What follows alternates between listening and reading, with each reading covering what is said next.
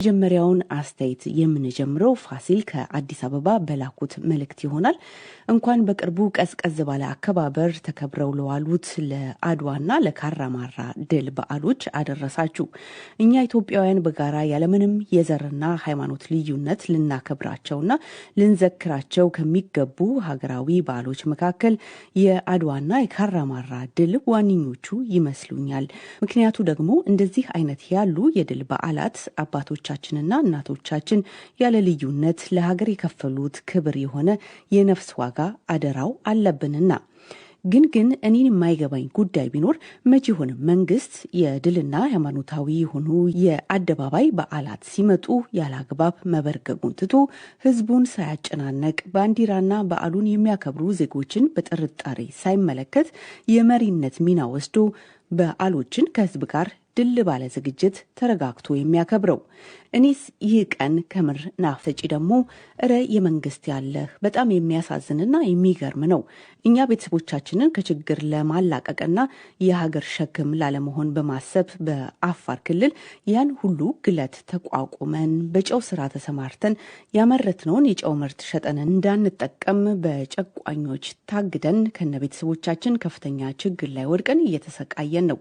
ለክልልም ለወረዳ መስተዳደር አቤት ብንል የጥቅም ተካፋይ በመሆናቸው አቤቱታችንን ማንም ሊሰማን አልቻለም። ነዳጅ ገዝተን ስራውንም ማስቀጠል አልቻልንም። ብዙ ኢንቨስተሮች ስራውን ያቋረጡ ወጥተዋል። በጣም የሚያሳዝነው የአገር ሸክም መሆናችን ነው። አሁን ለረመዳን እንኳን ይከፍሉናል ብለን ተስፋ ብናደርግም የውሃ ሽታ ሆኖ ቀረ።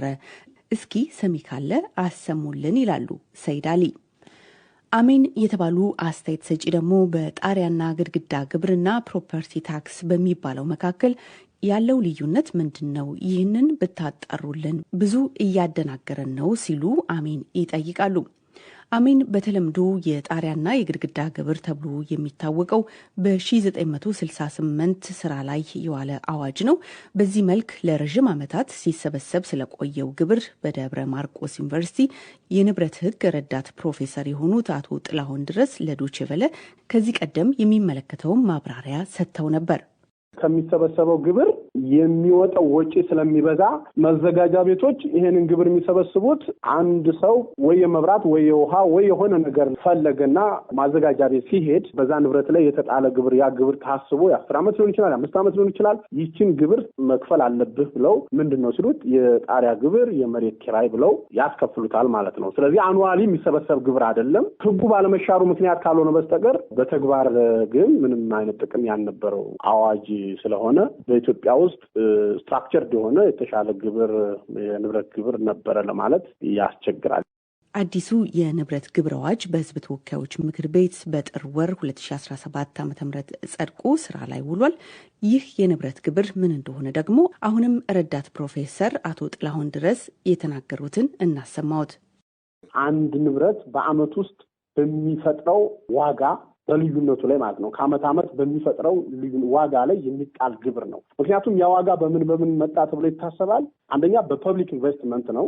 በአንድ ህንጻ አካባቢ ሰፋ ያለ መንገድ ቢሰራ የቦታው ዋጋ በጣም ይጨምራል። በአካባቢው ሌሎች ግለሰቦች ቤት ቢሰሩ የዛ ቤት ዋጋ በጣም ይጨምራል። ስለዚህ በግለሰቦች ኢንቨስትመንትም በፐብሊክ ኢንቨስትመንትም ዋጋው ይጨምራል። ስለዚህ ይሄ የጨመረው ዋጋ ደግሞ አንደኛ ከግለሰቦች ከፍተኛ ጥረት ሳይጨመርበት ነው የሚጨመረው። ስለዚህ ያለውን ኢንካም ነው የሚያመጣው። ያንን ግብር መክፈል አስገዳጅ ነው ማለት ነው። ስለዚህ ለዛ ነው ይሄ ግብር የሚጣለው። በጭንቀት ልንሞት ነው። የግማሽ ዓመት ኤግዚት ኤግዛም ከተፈተን ይኸው ወር አለፈን። ውጤት ካየንም ወር ሊሞላን 2 ቀን ነው ይቀረን እና ያለፈን ወይም ውጤት ያመጣን ተማሪዎች ግን ምንም ቴምፖ አልተሰጠንም። ምክንያቱ ምንድነው ብንልም ምንም አይነገረንም። ብቻ ተፈትኖ ወደ ቤተሰብ መሄድ አስቦ የነበረ ተማሪ ለአላስፈላጊ ወጪና ያልተገባ ጭንቅ ውስጥ ነው። የሲኦሲ ፈተና ምዝገባ የሚያልቀው በ7 ቀን ውስጥ ነው። ለምዝገባው ደግሞ ግዴታ ቴምፖ ያስፈልጋል። ኤግዚት ኤግዛም አልፈው ሳሉ በዩኒቨርሲቲዎች ችግር ይሄው ሲኦሲ ሊያልፋቸው የቀናት ዕድሜ ነው የቀረው። ሁሉም ዩኒቨርሲቲዎች አይደሉም፣ የተወሰኑ ናቸው። ለማረጋገጥ ከፈለጋችሁ ጂጂጋ ዩኒቨርሲቲ በዋናነት እኔ ያለሁበት፣ ሌላም ራያ ዩኒቨርሲቲ፣ አዲግራት ዩኒቨርሲቲና ሌሎች ደውላችሁ ማጣራት ትችላላችሁ። አደራ መፍትሄ እንድናገኝ ድምጻችንን አሰሙልን ብሏል ማራናታ። መልእክቱን ይኸው አየር ላይ ያውለናል። ጊዜው ሳያልፍ መፍትሄ ያገኛሉ ብለን ተስፋ እናደርጋለን። አወል አህመድ ከዚህ በታች ያለውን መረጃ ያገኘሁት ፌስቡክ ላይ ነው። ውሸት ይሁን እውነት አላህ ይወቀው። በአማራ ክልል ደቡብ ወሎ ዞን የወረባቡ ወረዳ ዋና አስተዳዳሪ አቶ ፈንታው ከበደ፣ የወረዳው መርማሪ ኢንስፔክተር አቶ አዲስ ዘመንና ሹፌር አቶ ከበደ እንድሪስ በዛሬው ዕለት ይላሉ ሮብ ዕለት ከወረባቡ ወደ ቦቀቅሳ ወደ ተባለች አካባቢ እየተጓዙ ሳለ ሶስቱም ከታጣቂዎች በተተኮሰ ጥይት ሕይወታቸው ማለፉ ተገልጿል ሲሉ አወል ጥቆማውን ወደኛ ልከዋል። አወል የሰረገው መረጃ በባህር ዳር ከተማ የይዞታ ቦታ ህጋዊ ካርታ ከተሰጣቸው በኋላ ከስታንዳርድ ወይም ከደረጃ በታች ነው፣ ከ100 ካሬ በታች ነው በሚል ህንፃ ሹም ጽሕፈት ቤት ፕላን አንሰራም በማለት የበርካታ ሰዎች መብት ተነፍጎ እንዳይበደሩ፣ እንዳይሸጡ፣ እንዳይለውጡ እየተደረጉ ስለሆነ ለሚዲያ ጆሮ ያለው አመራር ካለ ቀርቦ ችግራችንን ይፍታልን ይላሉ ቲንክ። አሁን ደግሞ የሐረሩ ደንበኛችን መቶ አለቃ ውቤ ታሪኩ ወደ ላኩት አስተያየት እንለፍ። መኖርን ስንሻ ሞት መኖሩን አንዘንጋ ይላሉ።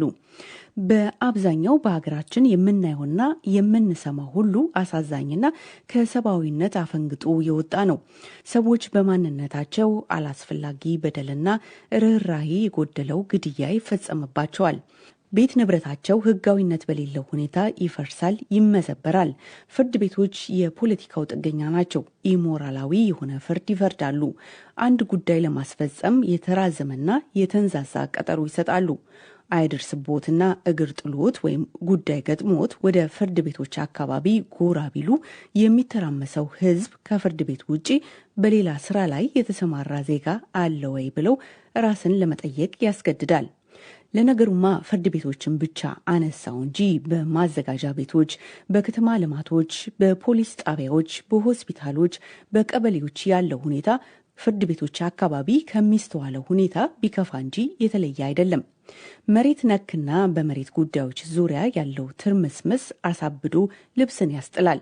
አገሪቱን ለእንደዚህ ያለው የጦርነት አዙሪት የጣላትም ይህ አይነቱ የተንዛዛ አስተዳደራዊ በደል ነው። በዚህ ጉዳይ ዙሪያ መንግስት ጠንካራ አቋም ይዞ ካልተንቀሳቀሰ አሁን የሚታየው ማህበራዊና ፖለቲካዊ ቀውስ ወደ ጤናማ ሁኔታ ይመለሳል ብሎ ማሰብ ላማለኝ በሰማይ ይሉት አይነት ከንቱ ምኞት ነው የሚሆነው። አገራችን በዘርፈ ብዙ ችግሮች ተወጥራ ተይዛለች። ለዚህ ግዙፍ ችግር የዳረጋት ደግሞ በዘፈቀደ የግብር ይውጣ የሚሰራ ስራ ነው። የስራ ዕድል በትምህርትና በችሎታ ሳይሆን በዘር ቆጠራ፣ በቋንቋና በሃይማኖት ሆኗል። የተማረው ዜጋ በየበረንዳው ጸጉሩን እየገመደ ህይወቱን በቁዘማ ይገፋል። በአንድ ወቅት ወደ ውልና ማስረጃ መስሪያ ቤት ሄጄ የገጠመኝ ሁኔታ ለዚህ ሁነኛ ማስረጃ ሊሆን ይችላል ሲሉ ይህንን ያብራራሉ። አንድ ኮምፒውተር ሰራተኛ ተብላ የተመደበች ልጅ ኮምፒውተሩ ከምቹ ጠረጴዛ ላይ ከፊቷ ተቀምጧል። ግን ያንን ኮምፒውተር በአግባቡ መጠቀም አትችልም።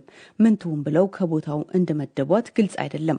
ባለጉዳይ ነኝና ከፊት ለፊቷ ካለ ምቹ ወንበር ላይ ደልደል ብዬ ተቀምጬ ብጠባበቃት ስራውን ልትሰራ አልቻለችም። ትዕግስቴ ተሟጠጠና የኔ ልጅ ቶሎ በይ እንጂ ጊዜ ገደልን እኮ አልኳት። መልስ የለም። ለተወሰነ ጊዜ በዝምታ ከቆየች በኋላ ወረቀቱን መልሳ ለእንደዚህ ያለች ልጅ ስጣት አለችኝ። እኔም ውስጥ እየጨሰ ለተባለችው ልጅ ወስጄ ሰጧት። የተባለችውም ልጅ እሷስ ደሞዝ ይከፈላት የለም እንዴ ለምን አትሰራም ብላ ራስ ነብር ሆና ተነሳችብኝ። እኔም መብት አልለው መለማመጥ የእርሷን ከርማ አቤት አቤት ማለት ጀመርኩ። ብዙም ሳይቆይ ከርሟ ወረደላትና ሰርታ ሰጠችኝ። ተመስገን ጌታዬ ብዬ ፈጣሪን አመስግኜ ወዲህ ወዲያ ሳላይ ቶሎ ወጥቼ ሄድኩኝ። ችግሩ የችሎታ ማነስ ብቻም አይደል፣ መልካም አስተሳሰብ የለም። መልካም አስተሳሰብ የሚኖረው መልካም አፈጻጸም ሲኖር ነው። ተገቢውን ሰው በተገቢው ቦታ ማስቀመጡ ለመልካም ፍጻሜ ያበቃል። ያለ መልካም አስተሳሰብ መልካም ስራ ይኖራል ተብሎ አይታሰብም። መጥፎ ነገሮች ሁሉ እየተለመዱ መጥተው የህይወታችን አካል አድርገናቸዋል። ሰው የልማድ ባሪያ ሳይሆን በነጻነት ሕጉንና ስርዓቱን እያሻሻለ ከህይወቱ ጠቃሚ ልምዶችን ቀስሞ የተመቻቸ ሁኔታ መፍጠር አለበት። ያ